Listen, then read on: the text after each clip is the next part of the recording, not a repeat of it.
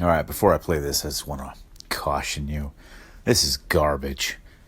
All right, this is the kind of thing that ends up on, I call it America's Funniest Home Video Internet. Like, it's just like garbage. It's sensationalist clickbait bullshit. It's mainstream media approved. And anything that has anything to do with truth at all is disclaimed.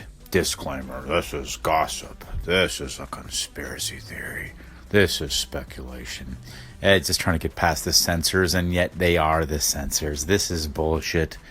But I'm not going to waste your time with crap like that unless it had something useful, and I do believe this has useful information. Now, specifically, a story about grieving loved ones. Yeah, somebody lost somebody, and then there's people grieving. We haven't seen that. Like, where are the kids? Where are the people who are grieving for the other people? What's going on with that? And now, granted, in this case, they're adoptive parents, and it took them 2 days to get in to the house to look for the boy. I'm sorry if my loved one was there. I would have been there immediately. I don't care if there's a government barricade. I don't care if I'd be arrested. I don't care if there was an army there. You wouldn't stop me.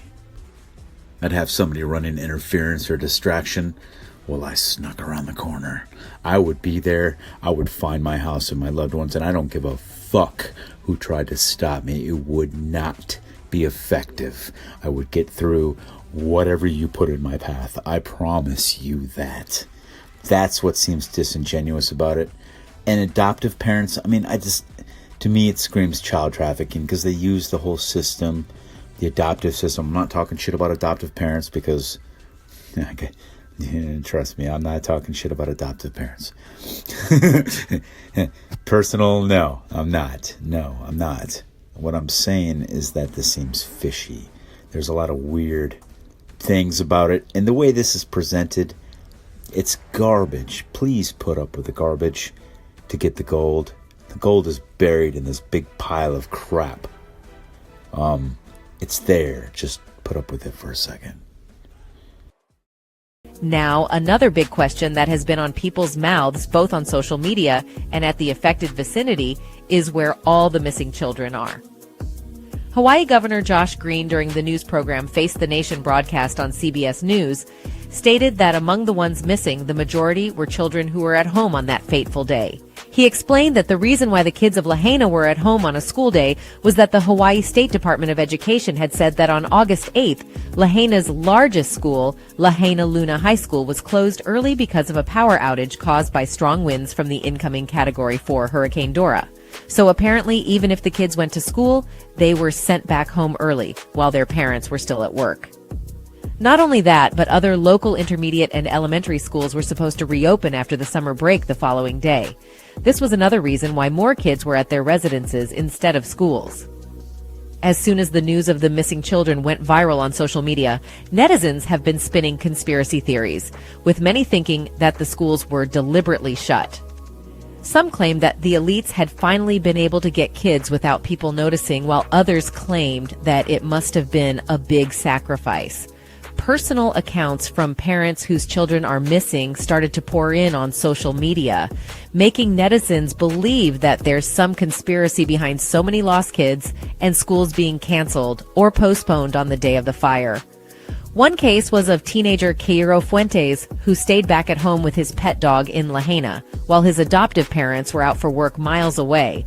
They told CBS News how their son was enjoying his last day of summer vacation days before his 15th birthday, and as per their accounts from the day, as soon as they heard of the fire, they tried to rush back home but got stuck in traffic. Finally, when the parents reached home, they were allegedly stopped by police barricades, and weirdly, while their house had scorched to the ground, first responders reportedly told them that the area was cleared and nobody was there. 2 days later, when they were finally allowed to go back home, they discovered the bodies of their son hugging the family dog, both dead. Likewise, another family, Kevin and San Tanaka, who have opened a GoFundMe fundraiser to help their family grieve and provide for them, lost many of their close relatives, including parents, siblings, and a 7-year-old nephew. As per their fundraiser description, they lost their family members while the latter were trying to flee in their car. Meanwhile, on Monday, August 21st, almost a fortnight after the devastating fires in Lahaina, classes resumed. However, 1 in 4 children are still missing from nearly every grade in almost every school. And for some, their schools were completely burned down, which is why almost 3,357 students will have to be relocated to different schools in other lesser affected parts of the island of Maui. So far, only 400 of them have re-enrolled to other schools, while 200 opted for distance learning. However, it still remains unknown how many students have relocated, enrolled elsewhere, or are no longer alive. Well, keeping in mind that there is usually some truth in a bunch of stories, something must have happened that caused such many conspiracies to appear. A fan on Twitter said Oprah's land in upcountry near Kula has a huge underground facility with tons of concrete. She has been building it for years. Tom Hanks is reported to own a home in Maui also, along with Steven Tyler, Lars Ulrich, and Woody Harrelson, or it's just a coincidence. Another said, it would be great if people like Oprah, Jeff Bezos, Tom Hanks, and other wealthy landowners give some of their land back to the native and locals of Hawaii, Lahaina, Maui, so they can rebuild their lives and communities. That would be the humanitarian thing to do. Maui fire. What's your take on what's going on in Maui? Were the elites involved? Was it just nature? Tell us in the comment section. Remember, this video is based on speculation and opinions. And if you enjoy... Okay, enough of that drivel. Annoying ass internet, dumb crap, controlled opposition media bullshit. That's it.